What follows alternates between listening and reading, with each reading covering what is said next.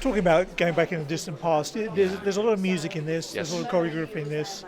Did you go back to Ice Cold in Alice for your musical without causing a commotion? Oh, you've done your research.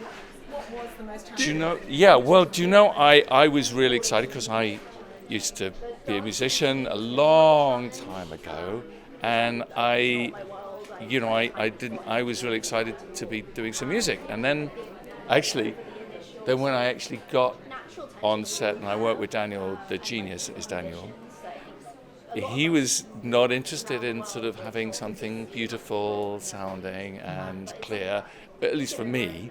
He wanted something, if anything I was involved in, he wanted something far more strange, tritonal, howling like an animal. So actually in the end, I used my terrible dancing, the fact that I sweat a lot and I'm chaos. That's what I offer the film, and all the beauty and dexterity and musical nuance he got from Amanda and other people. So, sort of no, really, is the answer. But to be part of a community like that, because the film is about a woman with a vision who creates a compassionate community, Yes. which is mirrored in Mona, who's done the same thing with Yes. her group of artists. Exactly. What's it like for you to be part of that? So you stand out as a character, but you're also part of a bigger ensemble. Well, it was lovely, and she makes a family out of the cast, and that's unusual. That's unusual in the film world, and I think it's a mix because the terrible thing is it then makes you very sad that my character doesn't go to America, and we got this WhatsApp group and everyone's sending all these fantastic photographs of what's happening when they're shooting on the ship and everything, and me and Stacy, who are left behind, are like, getting very jealous. But also I'm jealous of that every film doesn't work like this way, that every film isn't more of a community, and I think that's one of the things about kind of independent movies that is so special. It's funny, the higher the budget, the harder it is to keep that sense of personal.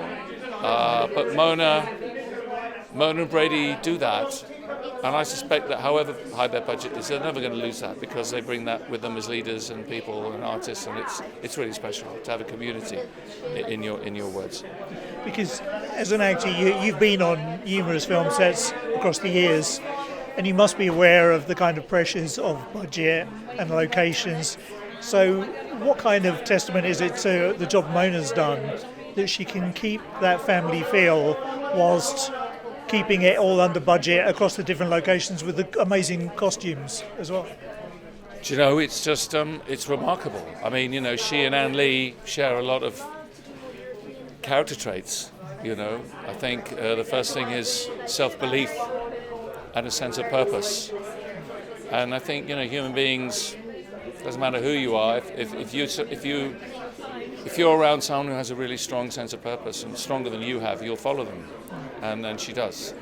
And also her collaboration with a few remarkable people, including Brady, I think that empowers her in a way that I wish we all could have that kind of backup. And what is it that you're going to take away from this, but in terms of the way that you choose projects?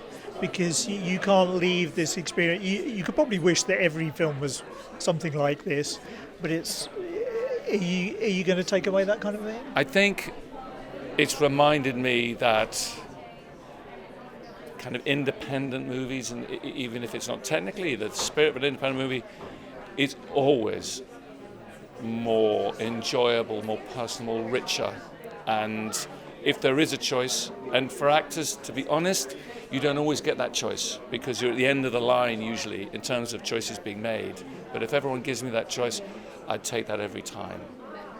Congratulations, it's been lovely to speak to you. It's really nice to speak to you, yeah. Ladies and gentlemen, you're watching Hey You Guys! Hey, you guys! Hey, you guys! Hey, that's what they all say. Hey, you guys! Hey, you guys!